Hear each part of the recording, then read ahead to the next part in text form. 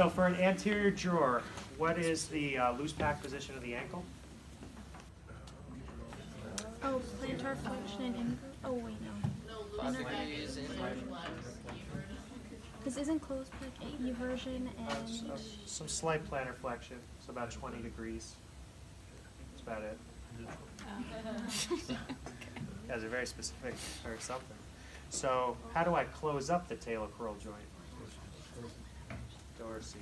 And then if you want to get specific, as you guys were doing, it's eversion. So that's for talocrural, that's talus and the mortise. So for an anterior drawer, we want to just draw the talus anteriorly. So I can't just take the talus and pull it. So I have to have the calcaneus go into the talus, which then gets drawn forward. Does that make sense? Talus sits within the calcaneus, sits in the mortise, so we take the calcaneus, bring it into the talus, bring that forward, and it should get restrained by the ligament up front, your ATF.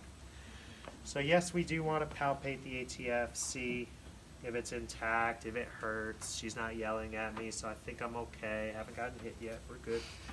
So then, she's in slight plantar flexion, keep her in a neutral position. I'm going to cup her calcaneus, I'm going to stabilize her tibia, and all I'm going to do is have her supported on my forearm, and I'm going to relax. I'm going to draw her forward. So I take this and I bring it up. This hand, all it's doing is stopping this from happening. So I'm just pushing, not pushing down, but keeping force down, drawing forward. And I'm just trying to draw. Ooh, sorry.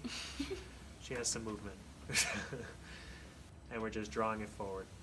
And how do we take up creep in a ligament stress test? Sounds good. So I can just hold it.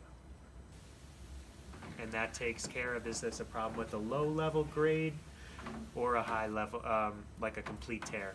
So I could just pull it forward, and maybe if it's like obliterated, yeah, I'll just, but otherwise you just get that prolonged stress and you're gonna feel some translation. So if you want to try it, practice on her. So the next one is, we'll just go into grade 2, which is talar tilt. Talar tilt, you're going to do in sitting, so come sit. I like to stand in front of them, but I know that you guys won't move, so I'm going to stand over here. So then, they say you got to be in a neutral position, so that means we need to dorsiflex, not like up, but towards neutral. I want to cup the calcaneus. You're a good helper. Oh. Thanks. I'm sorry. You're good, you're good. You should feel it, you don't need to see it. Oh, okay. So then we go into a neutral position, and all we're doing is cupping the calcaneus and inverting. And that's it. I like to be in front so that when I do this, I can dorsiflex and invert with the same hand, while my other hand is palpating the ligament, and you can feel the ligament. Sorry, it can be tender, but you have to make sure it reproduces their pain, and you're looking for laxity, holding it for 10 seconds, seeing if that's the spot. Because then I know if I'm on the ligament and I'm feeling lax, I could see how much of a sprain it is and how pain provocative it is, while looking at laxity at the same time. Good. Slide on back. That's grade 2. Usually you have positive anterior drawer and positive talar tilt, but yes, you can have an isolated sprain. Posterior drawer, same exact position as anterior drawer. So we're back to this again. I don't have to worry about stabilizing her leg because the table is there. And all I'm doing is now drawing the talus posteriorly. That's it. And then we hold it, and then that's it. So we hold our 10 seconds, 1, 2, 10, and we're done. Good. So that's posterior, anterior, posterior. You can do this, lay on your stomach in this position. Slide over to me. Thank you. See how that becomes habit? The sliding over, the sort of just, anytime you do a technique, doesn't matter how big or small the joint or the person, you always got to have them close to you. So with this, you can do a posterior drawer this way too. Drawing the talus and the calcaneus. Sorry. Were you moving the bottom yet on that? Hold on, I'm not moving nothing yet. Give me a sec. Okay. Posterior. Top of it. Anterior. Whoops, sorry. She has laxity that way. She's good that way.